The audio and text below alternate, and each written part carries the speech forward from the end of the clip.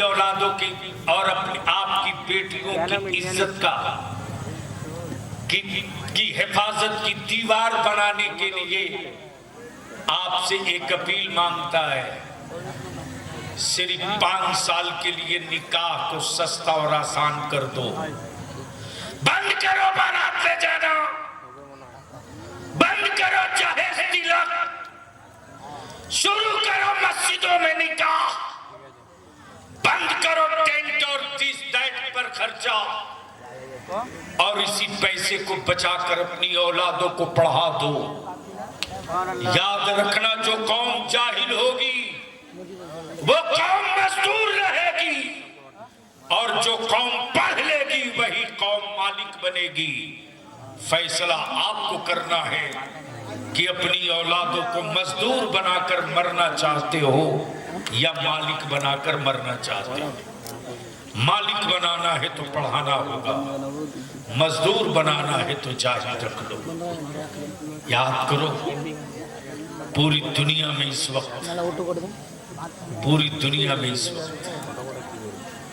मैं नहीं कहता मस्जिदें खूबसूरत ना बने, जरूर बने मस्जिदें खूबसूरत, लेकिन आप मस्जिदों में मखमल के मुसल्ले बिछा रहे हो और आपके पड़ोस के गरीब बाप की बेटी ज़कात और फितरे के मोहताज बनी है कि वो किसी तरह से बाप उसको रुखसत कर दे इज्जत के साथ। मस्जिदों का मीनार 80 फीट ऊपर जाएगा, ले जाओ, लेकिन याद रखना, गरीब की बेटियां यूं ही पड़ी रहें, तुम मस्जिदों का मीनार 80 फीट ले जाओ। ये मुस्तफा का दीन नहीं, आका का दीन ये है कि ईमान वाला जिधर से गुजर जाए गैर कहे कि 1400-1500 साल बाद जब गुलाम इतना अच्छा है तो रसूल कितना अच्छा होगा। हमारी पहचान वो थी जिस पर यहूदियों ने और कुफ्र ने मिलकर कहा कि मुसलमान किस रास्ते से गुजरा है, अगर इसका पता करना हो तो आदमी से पूछने की जरूरत नहीं, उस रास्ते से पूछ लो, वो रास्ते खुद बता देंगे कि मुसलमान इधर से गुजरा है कि नहीं। जिस रास्ते में कोई पत्थर और कांटा न मिले, समझ लो कि मुसलमान इस रास्ते से गुजर चुका है। इसलिए कि मुसलमान के पैगंबर ने कह दिया है कि रास्ते के कांटों को हटाकर आगे का सफर करो, पत्थर हो तो हटा लो तब आगे का सफर करो। मुसलमान अगर गुजरा होगा तो रास्ते में न पत्थर मिलेगा न कांटा मिलेगा। यह हमारी पहचान। लेकिन हमने अपनी पहचान कौन सी बना दी? कौन सी बना दी? इस वक्त सबसे ज्यादा दारू के अड्डे पर कोई कौम का नौजवान दिख रहा तो मुसलमान। सूद के पैसों से हवेली बनाने वालों,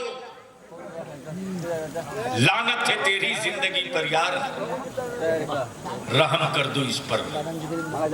अपने आलिमों की इज्जत करो, अपने मदरसों को मजबूत करो और मदरसों में पढ़ रहे बच्चों का एहतराम करो। एहतराम, उन्हें टूअर, यतीम, मजबूर, गरीब कहने की गलती मत करना, इसलिए कि तेरे घर तेरा मेहमान आता है, मदरसों में मोहम्मदुर रसूलुल्लाह का मेहमान आता है। तुम्हारे घर के मेहमानों की वो अजमत नहीं यार जो कोई अपने पैर की जूती निकाल के दे दे, लेकिन मदरसे में आने वाले मेहमानों का एहतराम ये है कि जब वो निकल पड़ते हैं तो फरिश्ते उनके पैरों के नीचे अपना पर बिछाते।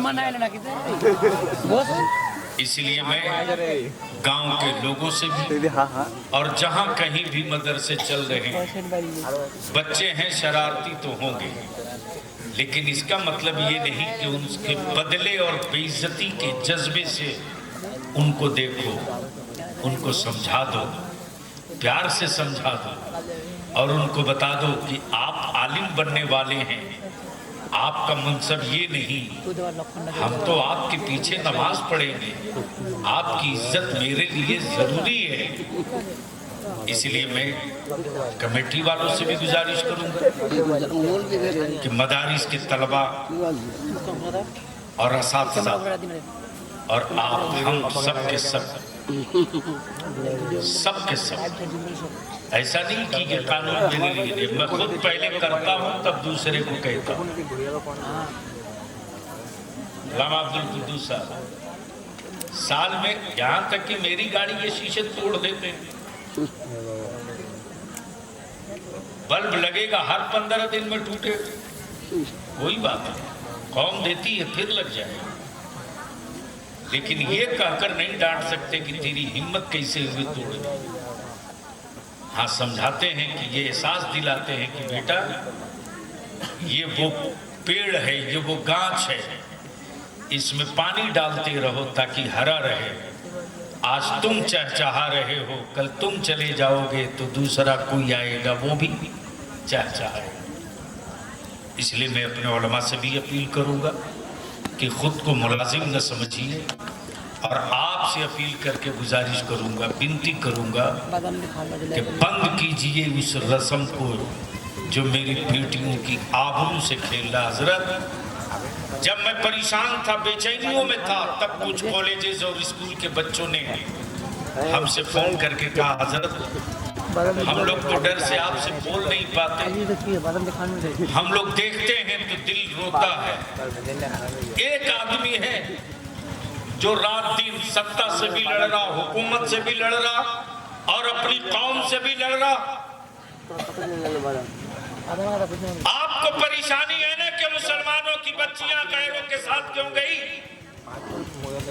असल बीमारी वहां नहीं, असल बीमारी यहाँ है। एक मीटिंग बुलवाइए हम स्कूल और कॉलेजेस के बच्चों के साथ।